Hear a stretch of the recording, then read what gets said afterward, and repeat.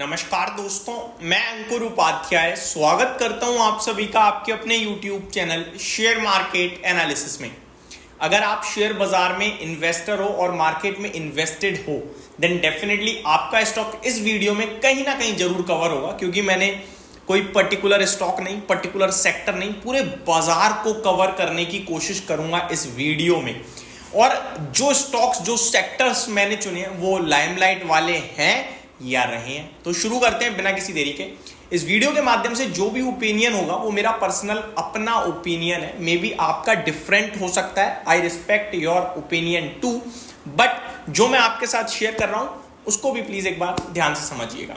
और यहां पे कोई ऐसा नहीं है कि आप मेरे को देखकर नेगेटिव या पॉजिटिव हो जाओ, आप अपनी रिसर्च भी कीजिएगा, जो भी आपका फैसला हो उससे पहले। शुरू करते हैं बिना किसी देरी के। देखो, बिना देरी गवाए पहले मैं आपको चीजें बताता हूं हम क्या करने वाले हैं इस वीडियो में। हम कवर करने वाले हैं डिफेंस सेक्टर को। डिफेंस में मेनली 3 कंपनियां हैं मेरी नजरों में, मेनली है तो बहुत सारी, मेनली HAL, BEL, BDL, इन तीनों स्टॉक्स में होल्ड, बाय, सेल, इसके बारे में डिस्कस करेंगे एज अ इन्वेस्टर। जिनका व्यू मोर देन 1 ईयर का तो कम से कम है ही है, यहां से उनको ही मैं आंसर करने वाला हूं इस वीडियो में। सेकंड है शिपिंग स्टॉक। यहां भी मेजर 3 कंपनियां हैं, Mazagon dock, garden reach ship builder, Cochin shipyard, और भी हैं, बट मेनली यही 3 स्टॉक ज्यादातर इन्वेस्टर्स के पास है। नेक्स्ट आपके साथ PSU यानी कि सरकारी कंपनियां। जो मैंने भी 2 सेक्टर बोले ये भी सरकारी हैं, बट इनको मैंने एक अलग सेक्टर की थीम में रखा। PSU बहुत सारे हो जाती हैं, वो सरकारी बैंक हो सकती है, वो सरकारी कंपनी हो सकती है, वो कुछ भी हो सकती है, रेलवे कंपनी भी हो सकती है, वो कोई सी भी कंपनी हो सकती है, फर्टिलाइजर से लेकर केमिकल तक। लेकिन यहां मैंने कुछ ऐसी सरकारी कंपनियां चुनी है जो यहां से पॉजिटिव दिख रही हैं पैसा बना के देने के लिए, और ऑलरेडी बना के दे भी रही हैं। देखो, कहानी सिर्फ एक ही है कि भैया सरकारी कंपनियों ने बीते 2 सालों में माला माल करा है और सबसे बड़ा पैसा सरकार ने बनाया है, और उन्हीं स्टॉक्स में इन्वेस्टर इन्वेस्टेड है। लेकिन अभी वो शेयर्स चल नहीं रहे हैं, चाहे वो शिपिंग के रूप में हो या फिर डिफेंस के रूप में हो या फिर और तरीके की कंपनियां हो, लाइक PSU बैंक्स। तो क्या करें? तो बाकी के PSUs को तो मैंने सेक्टर वाइज रख दिया, लाइक डिफेंस को रख दिया, शिपिंग को रख दिया, और रेलवे को भी कवर करेंगे। और जो पॉजिटिव PSUs हैं उनको मैंने एक अलग पैरामीटर पे कवर करूंगा स्टॉक्स के नाम के साथ। आगे बढ़ेंगे, हम रेलवे के बारे में बात करेंगे और कुछ पॉजिटिव सेक्टर्स जो आपको रडार पे रखने हैं, जिनमें तेजी आने की संभावना पूरी है। देखो, मैंने केवल डिस्क्राइब करा है, तभी हमारे 2.5-3 मिनट चले गए हैं। अब बढ़ते हैं आगे, मैंने पूरा बेसिक क्लियर कर दिया। अब बढ़ते हैं नेक्स्ट। डिफेंस में HAL, BDL और BEL। देखो, तीनों स्टॉक्स में तीनों अलग अलग चीजें बताता हूं। HAL के वैल्यूएशन मेरे को अच्छे लगते हैं बाकी के 2 के कंपैरिजन में। 37-38 के PE पे, बाकी 50 और 80-90 के PE पे ट्रेड करते हैं स्टॉक। तो HAL में मैं होल्ड बोलूंगा, और एक्यूमुलेट करने के लिए स्टार्ट करना चाहिए हमें। जैसे ही अभी मैं एग्जैक्टली आपके साथ लेवल शेयर कर देता हूं। स्टॉक कहां पे, अराउंड 4500 समथिंग या 4200 something stock I think place हो रखा है इस समय। जस्ट अ मिनट, हाँ जी, 4700 हो रहा है। हम 4000 रुपए से इस स्टॉक में एक्यूमुलेशन स्टार्ट कर देंगे, अगर किस्मत ने, इनफैक्ट 4200 से आप कर सकते हो अगर गिरना शुरू होता है तो। और 4200 के बाद आपके पास अगर इनफ मनी है तो आप 5% से कीजिए, लिमिटेड मनी है तो आप 10% से कीजिएगा, ठीक है जी। अगर गिरेगा तो, नहीं गिरेगा तो कोई बात नहीं, बाकी पैसा बना के दे देगा स्टॉक। आप व्यू लंबा रखिएगा और गिरावट में जरूर खरीदिएगा।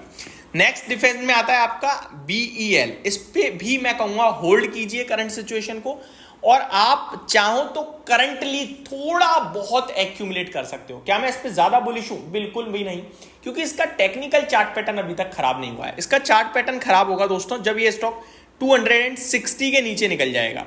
इनफैक्ट अगर आप 260 को पर्टिकुलरली बोले या फिर छोटे लेवल पे देखें तो 280 के नीचे भी 260 के लेवल आएंगे, और उसके बाद अगर ये गिरा तो फिर ये आपको 220 मिल जाएगा, जहां पे हमें प्रॉपर बाइंग शुरू करनी चाहिए।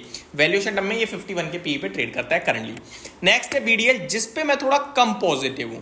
आपके पास है, डेफिनेटली आप चाहो तो होल्ड कर सकते हो, लेकिन मेरे हिसाब से इसका टेक्निकल चार्ट पैटर्न खराब हो रहा है, इसके वैल्यूएशन महंगे हो रहे हैं, और ये स्टॉक अराउंड 1050 रुपए तक टूट सकता है। उसके बाद हमें देखना है कि भैया रिव्यू करेंगे कि अभी एक्यूमुलेशन शुरू करें या ना करें, क्या करें क्या ना करें। इस पे मैं कुछ नहीं बोल पाऊंगा ज्यादा। अब बढ़ते हैं आगे शिपिंग पे। शिपिंग में भी जो इन तीनों के लिए बोला सेम बोलना चाहूंगा। मजगांव, आप यहां से 10% नीचे आ जाए तो एड ऑन डिप करना शुरू कर सकते हो। गार्डन रीच और कोचिन शिपयार्ड के वैल्यूएशन स्ट्रेच दिखते हैं मुझे, तो मैं वेट करने की राय दूंगा। नेक्स्ट है आपका रेलवे कंफ्यूज कर रहा है दोस्तों। For example RVNL strength show कर रहा है तो टीटागढ़ स्टिल वीक दिख रहा है, और टीटागढ़ से ही रेलवे की तेजी शुरू हुई थी, तो जहां से तेजी शुरू हुई वो वीक सबसे पहले होता है, वही होता हुआ दिख रहा है। बट रेलवे में आरवीएनएल स्टिल ऐसा लग रहा है कि भैया ये गिरने ही नहीं दे रहा अपने आप को, तो रेलवे पॉजिटिव दिख रहा है। इरकॉन साइडवे हो गया है, आईआरएफसी साइडवे हो गया, तो वहां से कुछ इंपैक्ट नहीं आ रहा है। बात करें रेलटेल की तो वो भी आपके लिए पॉजिटिव टू साइडवे है, प्लस कल आपके लिए, कल नहीं वीकेंड पे अच्छी खबर भी आ गई कि भैया नवरत्न कंपनी बन गई, तो कल आपके लिए जंप भी मार सकता है। तो ये चीजें थोड़ी मिक्स दिख रही हैं। तो रेलवे में पूरे को होल्ड करेंगे, बाय ऑन डिप अभी किसी में भी नहीं करेंगे क्योंकि डिप है ही नहीं, और करंट सिचुएशन से खरीदने के लिए तो देखो बहुत ही आपको सिलेक्टिव होना पड़ेगा। इन तीनों सेक्टर में मेरे को अभी तक कोई खरीदने के लिए फ्रेश नहीं दिखता है। अब आता हूं पॉजिटिव, जहां पे आप स्टॉक पिकिंग कर सकते हो अगर आपको मौके अच्छे दिखे तो पॉजिटिव आउटलुक में आता है दोस्तों पहला टेक्सटाइल, जिनमें आप फोकस कीजिए, ढूंढने की कोशिश करिए क्वालिटी स्टॉक्स को। दूसरा आता है केमिकल, ढूंढिए अच्छी क्वालिटी स्टॉक्स को, वैल्यूएशंस देखिए, अर्निंग्स देखिए, ये यहां से चलने के लिए मुझे लगता है तैयार होंगे जब इनकी अर्निंग्स में सुधार आएगा। अमेरिका धीरे धीरे खुल रहा है, ग्लोबल भी अच्छा करेगा, फार्मा अच्छा कर ही रहा है, तो केमिकल की डिमांड ऑटोमेटिकली बढ़ जाएगी। नेक्स्ट आईटी आपको क्लियरली दिख ही रहा है, चल रहा है, अमेरिका में रेट कट आ रहा है तो उससे और सहारा मिलेगा। नेक्स्ट एफएमसीजी, इंडियन इकोनॉमी तो driven, India driven economy, India driven stocks तो है ही है, इंडियन ड्रिवन कंपनीज तो है ही है ये, प्लस सरकार ने बजट में जो कुछ भी कहा उसमें सबसे बड़ा फायदा अगर किसी को होगा तो वो एफएमसीजी स्टॉक्स को ही होगा। तो ये स्टॉक्स हैं जो पॉजिटिव आउटलुक के साथ आप करंट लेवल से कहीं पे पैसा लगा सकते हैं अगर आपको कहीं क्वालिटी मिल जाए तो वैल्यूएशन टर्म में। अब आता हूं पॉजिटिव पीएसयूज पे, जिनमें आप करंट सिचुएशन से ले सकते हैं एक प्रॉपर स्टॉप लॉस के साथ, क्योंकि ये कंटिन्यू ऐसे ऊपर ही जाते जा रहे हैं। तो शॉर्ट में बोलूं तो निफ्टी की जो पीएसयू कंपनीज हैं वो सारी ही ऑलमोस्ट अच्छी लग रही हैं। ठीक है, ध्यान से सुनिएगा, दोबारा बोलता हूं, निफ्टी की जो पीएसयू कंपनीज है वो ऑलमोस्ट सारी ही अच्छी लग रही हैं। अब आता हूं कि कुछ ज्यादा कौन सी अच्छी लग रही है जिनको मैंने स्टडी किया है। कोल इंडिया वैल्यूएशन टर्म में बहुत अच्छा है, जो कारोबार है उसकी डिमांड बहुत हाई रहती है और अभी और हाई होते हुए दिख रही है, तो कोल इंडिया लगता है अच्छा। एनटीपीसी पावर को लेकर मैं पॉजिटिव हूं तो वहां से ही अच्छा लगता है।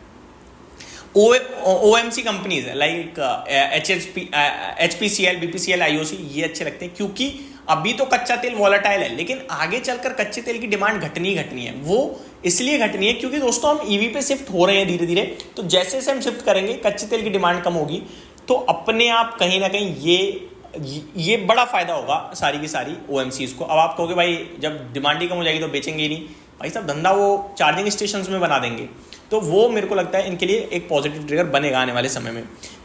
ऑयल मार्केटिंग में ऑयल इंडिया भी अच्छा लगता है क्योंकि इनमें इसके आपके चार्ट पैटर्न में दम है, और अभी तो वॉलेटिलिटी के चलते कच्चा तेल ऊपर भी आ रहा है, तो हमने दोनों तरफ से कच्चे तेल को पकड़ लिया। तेजी होगी तो भी हमारा स्टॉक आ गया, मंदी होगी तो भी हमारा हो गया।